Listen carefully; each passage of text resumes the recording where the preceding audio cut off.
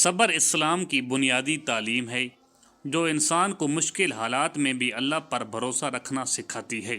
صبر کرنا سیکھو، کیونکہ صبر سے نہ صرف دل کو سکون ملتا ہے بلکہ اللہ کی مدد اور کامیابی بھی نصیب ہوتی ہے۔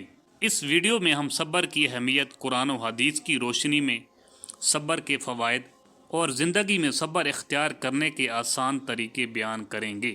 اگر آپ مشکل وقت سے گزر رہے ہیں تو یہ پیغام آپ کے لیے رہنما بن سکتا ہے۔